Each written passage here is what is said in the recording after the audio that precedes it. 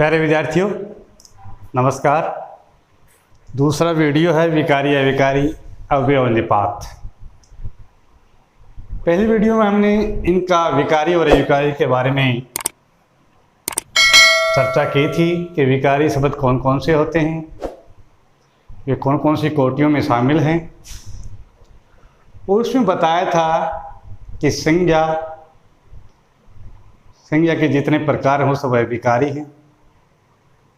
फिर बताया था सर्वनाम, फिर बताया था विशेषण, वो भी विकारी होते हैं, और फिर बताया था क्रिया। ये चार कोटियां हमें विकारी शब्द में बताई थी। इनमें परिवर्तन संभव है, इनमें विकार संभव है।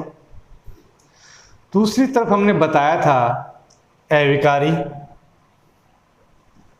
और उसमें हमने चर्चा की थी क्रिया विशेषण, समुच्चय बोधक, विषम आदि बोधक, संबंध बोधक, सकारात्मक नकारात्मक, और एक सबसे बाद में चर्चा की थी निपात। आज हम चर्चा करेंगे कि क्रिया विशेषण जो अव्यय हैं, यानी अविकारी शब्द और अव्यय वही हैं। अव्यय में भी कोई परिवर्तन नहीं होता और अविकारी में भी कोई परिवर्तन नहीं होता। और निपात का भी जिक्र करेंगे कि निपात है तो अविकारी शब्द, लेकिन वो किस प्रकार किसी एक शब्द के अर्थ पर बल दे करके वो निपात हो जाता है। सबसे पहले हम चर्चा करेंगे क्रिया विशेषण, और ये भी हमने बताया था कि क्रिया किसी स्थान पर होगी, किसी समय में होगी, किसी मात्रा में होगी, और उसका कोई ढंग होगा, यानी कहाँ, कब, कितना और कैसे।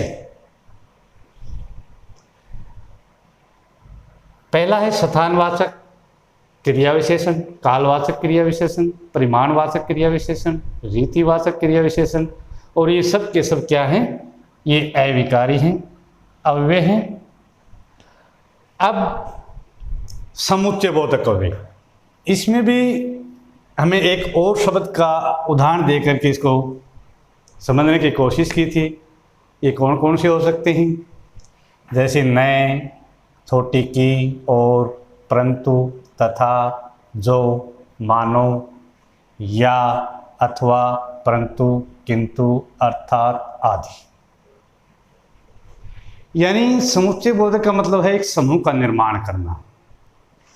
चाहे तो ये योजक शब्द दो संज्ञाओं को आपस में जोड़ने का कार्य करें, चाहे दो उपवाक्यों को आपस में जोड़ने का कार्य करें। एक बात और बताना चाहूँगा कि समुच्चय बोधक में कुछ योजक ऐसे हैं जो संयुक्त वाक्यों का निर्माण करते हैं, कुछ योजक शब्द ऐसे होते हैं जो मिश्रित वाक्यों का निर्माण करते हैं। जब हम वाक्य के प्रकार पढ़ेंगे उसमें हम उनका अलग अलग से जिक्र करेंगे, बताएंगे कि कौन से ऐसे समुच्चय बोधक हैं जो संयुक्त वाक्य का निर्माण करते हैं, और कौन से ऐसे समुच्चय बोधक अव्यय हैं जो मिश्रित वाक्य का निर्माण करते हैं। तीसरा हमने बताया था विषम आदि बोधक, और इसमें बताया था भय, घृणा, क्रोध, विषम्य, ये सभी विषम आदि बोधक होते हैं, और ये भी क्या हैं?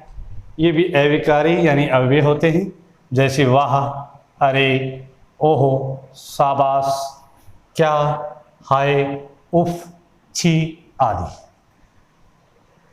इसके बाद बताया था कि संबंध बोधक, और इसमें बताया था कि इसमें कर्ता जो कारक की जितनी व्यक्तियां हैं उन सब का संबंध, कारक का काम ही है कि क्रिया का कर्म और कर्ता के साथ उसका संबंध क्या है। इसमें जितने भी व्यक्ति आएंगे वो संबंध बोधक कहलाएंगे। जैसे कर्ता के लिए बोलते हमने कर्म को कर्ण से या के द्वारा, संप्रदान के लिए, अपादान से, अधिकरण पर, ये सभी इस संबंध बोधक अव्यय में आती हैं। और पांचवा हमने बताया था सकारात्मक और नकारात्मक। जैसे हाँ, जी हाँ, जी, अवश्य, ये सकारात्मक अव्यय हैं। देखिए, हाँ ये काम मैं करूँगा, जी हाँ, जी अवश्य अवश्य, यानी सब सकारात्मक है। मत, नहीं आदि ये नकारात्मक है। अब क्या हुआ, अब क्रिया विशेषण 4 प्रकार के हैं, सभी अविकारी या अव्यय कहलाएंगे। समुच्चय बोधक जो मैंने बताया कि 2 तरह से काम करते हैं, एक जो मिश्रित वाक्य बनाते हैं, एक जो संयुक्त वाक्य बनाते हैं, वो भी सब क्या हैं, अविकारी यानी अव्यय हैं। संबंध बोधक कारक की विभक्तियां, संबंध बोधक को, विषम आदि बोधक को छोड़ करके जितने विभक्ति चिन्ह हैं वो सब के सब क्या करते हैं, जो भी लगती हैं, जहाँ भी इनमें कोई परिवर्तन नहीं होता, ये ज्यों की त्यों रहती हैं, इन पर लिंग वचन कर्ता कारक का कोई प्रभाव नहीं पड़ता, तो ये भी क्या हैं, अव्यय हैं, अविकारी हैं। सकारात्मक और नकारात्मक में भी इन पे भी हाँ, जी अवश्य, चाहे आप स्त्रीलिंग में प्रयोग करो, पुल्लिंग में करो, एक वचन में करो, बहुवचन में करो, किसी भी काल में करो, किसी भी कारक के साथ करो, इन पर भी कोई प्रभाव नहीं पड़ता। इसका मतलब ये है कि ये सभी अव्यय हैं और सभी अविकारी शब्द हैं। ये जहाँ भी ये रूप दिखाई देंगे आपको, वो सब क्या होंगे, अविकारी यानी अव्यय, चाहे वो क्रिया विशेषण अव्यय हो, चाहे वो समुच्चय बोधक अव्यय हो, चाहे विषमयादि बोधक अव्यय हो, चाहे संबंध बोधक अव्यय हो, चाहे सकारात्मक या नकारात्मक अव्यय हो। अब हम पहले इनके उदाहरणों के माध्यम से समझने की कोशिश करेंगे। थोड़ा निपात के बारे में भी देख लेना, जो इसका छठा प्रकार है। जो अव्यय, ये भी अव्यय है, अविकारी है, इसमें भी कोई परिवर्तन नहीं होता, लेकिन इसमें कुछ अंतर है। जो अव्यय संज्ञा, सर्वनाम, विशेषण व क्रिया विशेषण के साथ लगकर उसके अर्थ में विशेष प्रकार का बल भर देते हैं, उन्हें निपात कहते हैं। ये कौन कौन से हैं, न, ही, भी, तक, तो, मत, भर, केवल, मातर, जभी, तभी, इसलिए आदि। देखिए जभी क्यों है, जब प्लस ही, इसमें ही शामिल है और ही अव्यय होता है, यहाँ हमने जिक्र किया ही रहा। और तभी में क्या है, तब प्लस ही है, इसीलिए में क्या है, इस ही प्लस लिए, ये इसीलिए है, इसलिए नहीं, इसीलिए। इसमें भी ही शामिल है और इसमें भी ही शामिल है और इसमें भी ही शामिल है, और ही क्या होता है, एक निपात होता है। अब देखिए उदाहरणों के माध्यम से, इसमें मैंने इस नए का जिक्र 3 जगह किया है। एक नए समुच्चय बोधक हो सकता है, यानी किसी समूह को बना सकता है। एक नए सकारात्मक नकारात्मक अव्यय में हो सकता है, और एक नए निपात में भी हो सकता है। देखिए, मैं नहीं आऊँगा, दूसरा वाक्य है न मैं आऊँगा न मेरा भाई। तीसरा है उसने समझाया न जल्दी उठा करो। देखिए ये क्या है, मैं नहीं आऊँगा, ये नकारात्मक अव्यय है। ये कौन सा न है, ये वाला है, नकारात्मक अव्यय वाला। दूसरे वाक्य में न मैं आऊँगा न मेरा भाई आएगा। कहने के बाद ये एक समूह का बोध कराते हैं, और समूह का बोध कराते हैं तो क्या होंगे, ये होंगे समुच्चय बोधक नए। ये वाक्य पर निर्भर करता है कि कौन सा नए क्या हो सकता है, नकारात्मक अव्यय हो सकता है, और कौन सा नए समुच्चय बोधक हो सकता है, और कौन सा नए निपात हो सकता है। अब देखिए तीसरे वाक्य में, उसने समझाया ने जल्दी उठा करो। अब इस नए ने इस समझाया पर जोर दिया है, उसने समझाया ने जल्दी उठा करो। ये क्या है, ये निपात है। ये न क्या था, ये समुच्चय का निर्माण कर रहे हैं, और ये न नहीं आऊँगा, ये नकारात्मक अव्यय का काम कर रहे हैं। इस प्रकार आप समझ गए होंगे कि नए समुच्चय बोधक भी अव्यय हो सकता है, नए नकारात्मक अव्यय भी हो सकता है, और नए निपात भी हो सकता है।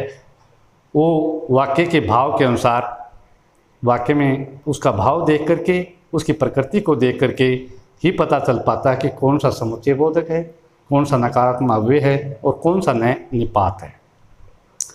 अब देखिए एक उदाहरण नीचे और है। अरे तुम्हें बच्चे को ही तो जल्दी जगाना था और तुम्हें उसी को नहीं जगाया। अरे तुम्हें बच्चे को ही तो जल्दी जगाना था और तुम्हें उसी को नहीं जगाया। अब देखिए ये क्या है, अरे क्या है, ये विस्मयादि, विस्मयादि बोधक। को क्या है, को क्या करेगा, कारक यानी संबंध। ये क्या हो गया, संबंध। ही क्या है, निपात। तो क्या है, ये भी निपात। अब देखिए जल्दी क्या है, इससे पहले जगाना की विशेषता बता रहा है, क्रिया विशेषण, क्योंकि ये क्रिया की विशेषता बता रहा है कि जगाना, जल्दी जगाना था। और क्या है, ये देखिए दो उपवाक्यों को आपस में जोड़ रहा है। क्या हो गया यहां पर, समुच्चय बोधक। और ये क्या है, नहीं नकारात्मक अव्यय।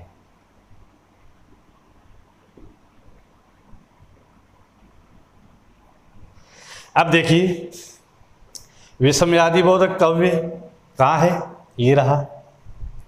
संबंध बोधक अव्यय कहाँ है, ये रहा। निपात ये रहा। क्रिया विशेषण ये रहा। समुच्चय बोधक ये रहा और नकारात्मक अव्यय ये रहा। देखिए इस वाक्य से समझिए हमने लगभग इन छयों को एक ही वाक्य में शामिल किया है और इससे आपको समझ में आ जाएगा। अरे क्या है, विस्मयादि बोधक अव्यय। को क्या है, संबंध बता रहा है। ही और तक दोनों क्या हैं, निपात। जल्दी क्या बता रहा है, उठने की विशेषता। और क्या कर रहा है, दोनों वाक्यों को आपस में जोड़ने का काम। नहीं क्या बता रहा है, नकारात्मक अव्यय। अब देखिए एक ही वाक्य में हमने इन छयों को शामिल किया और समझने के लिए एक उदाहरण के साथ पेश किया। अब हम नीचे एक वाक्य और है उसको भी लेते हैं और उससे भी कुछ आपको बहुत कुछ समझ में आएगा। ये है, कल यहाँ देर शाम चुपके से आकर पशुओं ने खेत में खड़ी फसल को बहुत खाया। कल यहाँ देर शाम, इस शाम की विशेषता। चुपके से आकर, पशुओं ने खेत में खड़ी फसल को बहुत खाया।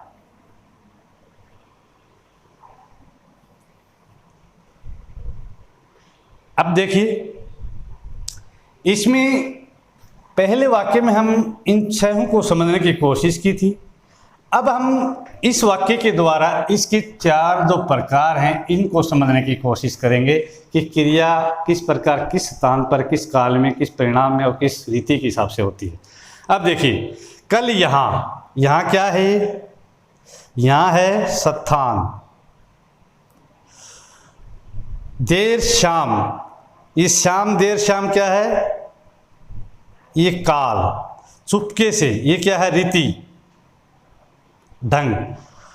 और बहुत खाया क्या है, परिणाम। अब इस वाक्य में हमने इन चारों को समझने की कोशिश की है, स्थानवाचक, कालवाचक, परिमाणवाचक, रीतिवाचक। कहाँ खाया, यहाँ। कब खाया, देर शाम। कितना खाया, बहुत। कैसे खाया, कहाँ कैसे खाया, चुपके से। इसका मतलब इस वाक्य में चारों इन क्रिया विशेषणों को हमने लिया समझने के लिए कि किस प्रकार क्रिया स्थान, काल, परिणाम, रीति, और इस वाक्य के द्वारा हमने इन छहों को समझने की कोशिश की, सभी प्रकारों को। और इनसे हमने जो नए का प्रयोग 3 जगह हुआ है उसको समझने की कोशिश की कि वाक्य में नए किस प्रकार समुच्चय का निर्माण कर सकता है, किस प्रकार नकारात्मक वाक्य के रूप में आता है, और किस प्रकार वही नए एक निपात के रूप में भी काम आता है। अब हम अव्यय के कुछ मुख्य 1-2 उदाहरण और समझने की कोशिश करेंगे कि किस प्रकार जो निपात है वो किस प्रकार बल देता है और वो किस प्रकार पहचाना जाता है। अब हम देखते हैं कि निपात में जो निपात होते हैं वो किस प्रकार से वाक्य में किस शब्द पर कैसे बल देते हैं। मैंने बताया था कि निपात भी क्या है, एक अविकारी है यानी अव्यय है, लेकिन इसकी अलग विशेषता क्या है, ये जहाँ भी लगेगा किसी शब्द पर हमेशा दबाव देगा, उस पर उसके अर्थ पर अधिक दबाव देने की कोशिश करेगा। जैसे मोहन बनारस ही जा रहा है, बनारस ही जा रहा है और कहीं नहीं जा रहा। किस पे जोर दिया है? बनारस पर, कि मोहन बनारस ही जा रहा है। इस ही ने किस पर जोर दिया है? इस बनारस पर। ये क्या है? ये निपात है। देखिए अगला, मोहन फुटबॉल ही खेलता है। कौन सा और खेल नहीं आता उसको, सिर्फ कौन सा खेल आता है? फुटबॉल ही। अब यहां लिख दे कि मोहन ही खेलेगा, मोहन ही खेलेगा। तो इसका मतलब क्या है कि मोहन अकेला ही खेलेगा और कोई नहीं। यहां पर इसी ने मोहन पर जोर दिया है, इसी ने फुटबॉल पर जोर दिया है। इस प्रकार यही जिस वाक्य इस शब्द के साथ लगता है उस पर अधिक बल देने के कारण ये निपात होता है। देखिए, सीता ही जाएगी और कोई नहीं जाएगा, सिर्फ कौन जाएगी? सीता ही। इस ही ने इस सीता पर एक दबाव दिया है। इधर मत आओ, देखिए इधर मत आओ, इस मत ने इधर पर जोर दिया है कि बिल्कुल निषेध है, इधर मत आओ, कोई खतरा है, तो इस मत ने इस इधर पर जोर दिया है। ये मत क्या है? ये कव्य है। ऊपर की ओर मत देखो, मत किसके लिए मना किया गया है? ऊपर की ओर, कि ऊपर की ओर मत देखो। इस मत ने ऊपर की ओर जो इशारा है, ऊपर की जो तरफ है उसको देखने से मना किया है, इस पर विशेष रूप से जोर दिया है। तो फिर मैं करूं क्या? अब देखिए ये क्या यहाँ पर प्रश्नवाचक का काम नहीं करके एक अव्यय का काम कर रहा है। तो फिर मैं करूं क्या? यानी मेरे पास और कोई काम ही नहीं है। किसी ने कहा कि आप ये काम नहीं कर सकते, तो आगे से उसने कहा तो फिर मैं करूं क्या? तो इसमें काम के ऊपर न करने के ऊपर कहता है कि मेरे पास इसके अलावा कोई स्कोप ही नहीं है, इस पर जोर दिया गया है। इसलिए क्या यहाँ पर निपात है। क्या है ये सब? देखिए ये क्या है? ये सब ये भी क्या कर रहा है? यहाँ पर एक निपात का कार्य कर रहा है। मैं मोहन को जानता भर हूँ। कहता है कि मैं उसको पूर्ण जानकारी तो नहीं है मोहन के बारे में, लेकिन थोड़ा थोड़ा उसको जानता हूँ। इस जानने पर इस भर ने क्या किया है? जोर दिया है, बताया है कि मैं मोहन को पूर्णता तो नहीं जानता, लेकिन थोड़ा बहुत जानता हूँ। मैं मोहन को जानता भर हूँ। अगला है बस केवल इतना ही मिलेगा। अब देखिए इसमें 2 हैं, बस केवल इतना ही, ये दोनों क्या है? निपात हैं। मेरे पास मात्र 100 रुपये हैं, मात्र, ये सब क्या हैं? ही, मत, क्या, भर, ही, केवल, मात्र, ये सब के सब निपात हैं जो किसी शब्द के पास लग करके उस शब्द पर विशेष, उसके अर्थ पर विशेष रूप से जोर देते हैं, इसलिए इनको निपात बोला जाता है। और ये भी सभी के सभी अविकारी शब्द हैं, इनमें भी कोई परिवर्तन नहीं होता। एक विशेष शब्द पर बल, उसके अर्थ पर बल देने के कारण इनको निपात बोला गया है। और ये था हमारा विकारी, अविकारी, अव्यय और निपात का टॉपिक। अब मैं एक बात और बताना चाहूँगा, किसी भी वाक्य में केवल और मात्र दोनों एक साथ नहीं लगेंगे। यदि हम कहें कि मेरे पास केवल मात्र 100 रुपये हैं, तो यह वाक्य क्या हो जाएगा? या अशुद्ध हो जाएगा। इसलिए या तो मात्र लगेगा या फिर केवल लगेगा। और इसी के साथ आज हमारा ये टॉपिक पूर्ण हुआ, विकारी, अविकारी और निपात का। और मुझे आशा नहीं, अच्छी उम्मीद है कि आप इस टॉपिक को भी अच्छे से समझ गए होंगे। आप आगे से विकारी या अविकारी में अच्छे से पहचान कर पाएंगे और किसी वाक्य में दिए हुए शब्दों में से उसमें से निपात कौन सा है और विकारी शब्द कौन सा है, अविकारी शब्द कौन सा है, आप छांट पाएंगे। मुझे आशा ही पूरा भरोसा है। इसलिए मिलते हैं हम अगले टॉपिक में। तब तक के लिए नमस्कार।